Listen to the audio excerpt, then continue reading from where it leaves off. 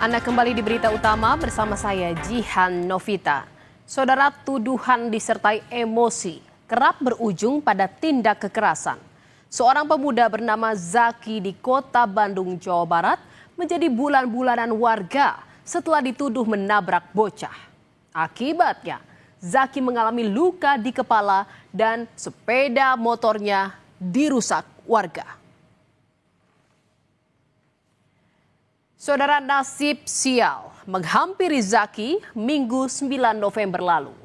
Ia dituduh menabrak seorang bocah yang terjatuh membentur sepeda motornya yang tengah diparkir. Zaki yang berniat menolong bocah mendapat perlakuan tak menyenangkan. Dan saudara, saat tengah asyik duduk di atas motornya sambil menunggu teman di depan Indekos di kawasan Sukasari, Kota Bandung, Jawa Barat. Tiba-tiba saja seorang anak yang bermain dengan temannya terjatuh membentur motor. Sontak, Zaki hendak menolong sang bocah. Namun beberapa warga yang datang mengira Zaki menabrak bocah tersebut.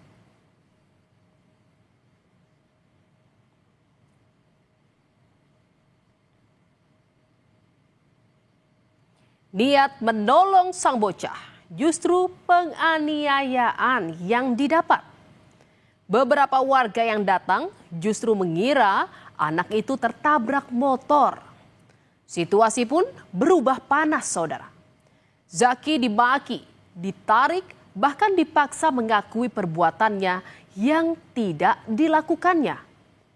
Motornya didorong hingga mengalami kerusakan. Di tengah kondisi tertekan, Zaki sampai berlutut sambil berulang kali menjelaskan ia tidak menabrak bocah.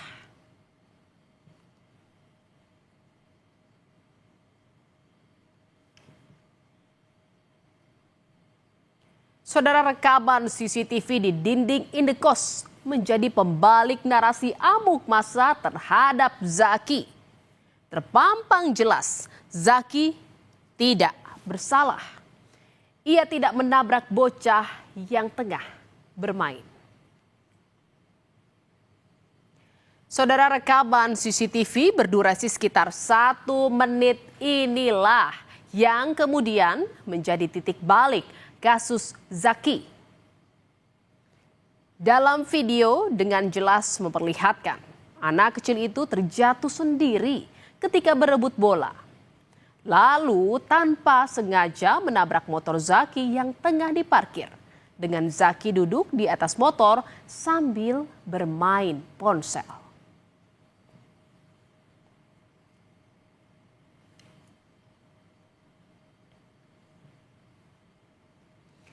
Ibunda Zaki baru menerima rekaman CCTV setelah berkoordinasi dengan pemilik Indekos.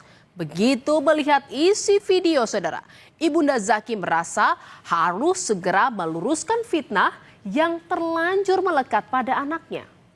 Rekaman itu kemudian diunggahnya ke media sosial lengkap dengan penjelasan bahwa Zaki dipaksa mengaku bersalah dan diminta menanggung biaya pengobatan. Padahal Zaki tak menabrak bocah. Maaf ya Pak, maaf ya. Kalau nabrak, mau ke emosi gimana gitu ya. Kalau keluarga pada bilangnya jatuh, kan saya bisa maklumi gitu ya. Emang mungkin anak saya yang terlalu aktif. Itu yang mama ketabraknya siapa? Banyak, mata saya emosi juga gitu ya. Nggak ada orang loh di situ, cuma berapa, cuman yang di sebelah sana ya. Kalau bilang ketabrak, betak maksudnya apa ya?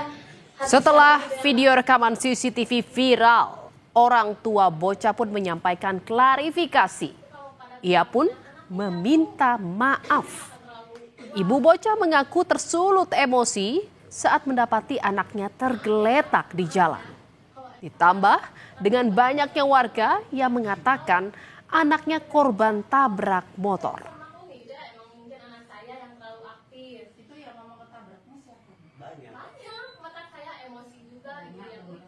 Saudara, kasus main hakim sendiri seolah tak ada ujungnya dan bahkan merenggut nyawa remaja disabilitas. Ridho Pulanggar Remaja disabilitas berusia 15 tahun menjadi korban pengeroyokan warga akibat tuduhan yang tak terbukti. Kematian Rido meninggalkan duka mendalam bagi keluarga sekaligus menggugah perhatian publik. Keluarga menuntut keadilan atas kejadian yang membuat hilangnya nyawa Rido. Ya, turut berduka.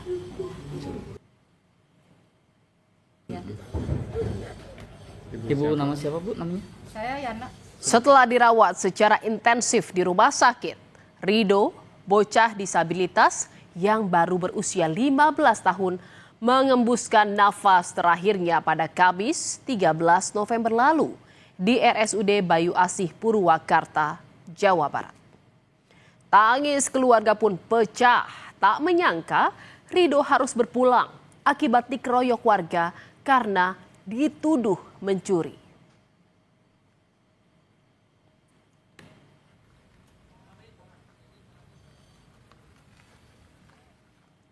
Peristiwa pengeroyokan terhadap Rido, remaja disabilitas berusia 15 tahun ini terjadi di Desa Tegalwaru, Cilamaya Wetan, Karawang pada 5 November 2025. Insiden bermula ketika Rido terpergok masuk ke teras rumah warga. Rido yang memiliki gangguan mental dan kesulitan berkomunikasi tak bisa menjawab apa yang ditanyakan warga kepadanya. Warga yang tak mengenal sosok Rido langsung menuduhnya sebagai pencuri. Warga yang tak mengetahui Rido seorang penyandang disabilitas kemudian menghajarnya secara membabi buta hingga korban babak belur, saudara. Akibat pengeroyokan, Rido mengalami luka parah, terutama di bagian kepala. Setelah menjadi sasaran amuk warga, Rido akhirnya diamankan aparat desa. Korban selanjutnya dibawa polisi ke Puskesmas Cilamaya dan selanjutnya dirujuk ke RSUD Karawang untuk mendapatkan perawatan medis. Saudara, akibat luka yang dialami Rido harus menjalani perawatan intensif di rumah sakit. Rido pun tak sadarkan diri dan mengalami koma selama 9 hari. Rido akhirnya menghembuskan napas terakhirnya pada Kamis 13 November di RSUD Bayu Asih, Purwakarta. Dan saudara, setelah diotopsi, jenazah Rido dimakamkan di TPU Bongas Kidul, Purwakarta, Jawa Barat pada Jumat 14 November lalu. Prosesi pemakaman jenazah remaja disabilitas ini dihadiri keluarga, guru, dan teman sekolah korban. Selama jalannya proses pemakaman, air mata keluarga dan kerabat Rido terus mengalir.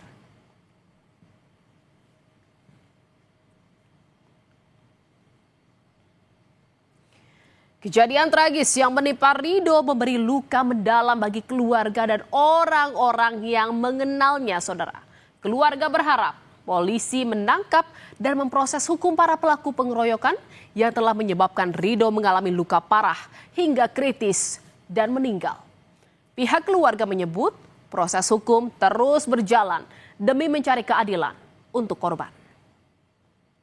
Pokoknya mah kami dari keluarga Rido ya minta keadilan aja lah Pak. Semoga ketangkap cepat-cepat, diadili, tanggung jawab gitu loh. Dihukum setimpal tuh ya? Dihukum setimpal. Karena ini anak kan disabilitas Pak. Kita yang normal aja kan nggak boleh ya Pak ya pakai kekerasan, apalagi yang disabilitas gitu loh.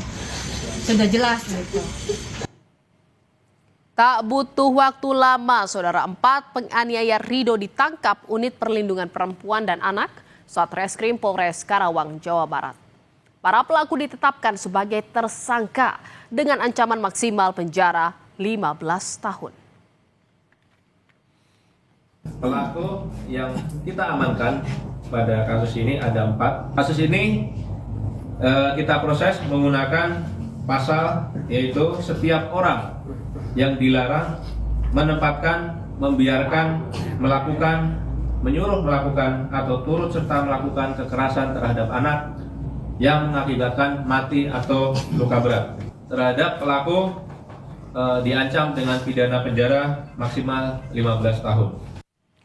Saudara, dari dua kasus tadi kita belajar bahwa emosi sesaat yang tersulut tak menyelesaikan masalah. Main hakim sendiri bukanlah solusi, tapi malah membuat masalah baru. Dan ingatlah saudara, keadilan adalah hak setiap insan. Biarkan aparat penegak hukum yang menangani kasus.